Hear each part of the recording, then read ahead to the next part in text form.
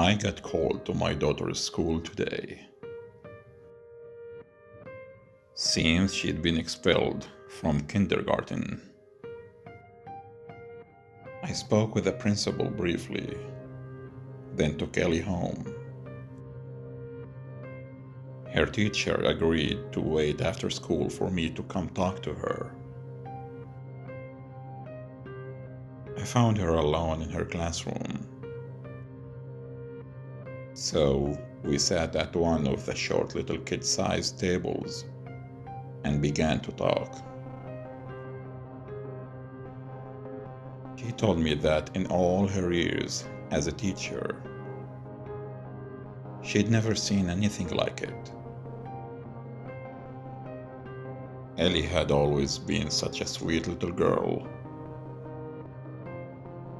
But, well, what she'd seen today had been beyond the pale. And she hadn't known what else she could have done. The first incident happened in the morning. She'd stepped into her classroom closet to retrieve some art supplies. When she'd come back out, all her students in her class were standing up and twirling themselves around, sort of like little ballerinas, except for Ellie. Ellie had been sitting at her desk and twirling her finger around in the air, watching her classmates with amusement. That struck her as very odd, but thought perhaps it'd been some sort of group prank. She shrugged it off and continued with the class. Right after lunch, though, things had sort of taken a turn.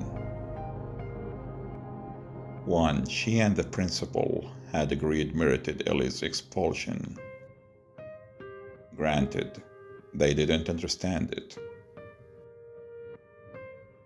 But under the circumstances, they hadn't known what else they could have done. They had to think of the safety of other children. Ellie's teacher told me she'd stepped into their little in-class bathroom for just a second to wash her hands. When she came out, no one was in the room but Ellie. She'd been sitting at her table, using the first two fingers on her hand to imitate walking. Like her hand was a little puppet traipsing across the tabletop. Ellie's teacher said she'd felt panicked right away. But then there'd come a loud screeching sound, like tires from a nearby street, followed immediately by several thunderous crashes. She and several of her colleagues ran outside together and saw a horrifying sight. Ellie's teacher's students had crawled over the playground fence and marched straight into the street, into the heavy traffic there, causing a massive pileup. Fortunately, none of the children had been injured. But after a lengthy discussion, they'd agreed that the best course for now was to expel little Ellie. I'd heard enough. I thanked her for her time, and then reached into my purse and pulled out the little pistol I always carry. I laid it on the table as I stood, and then used my hand to mimic shooting myself in the head as I left the classroom.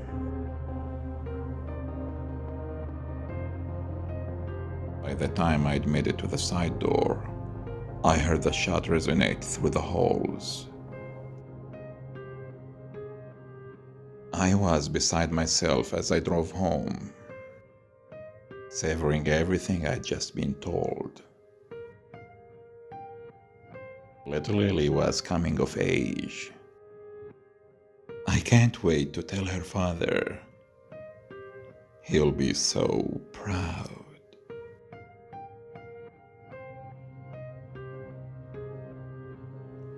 Thank you for watching.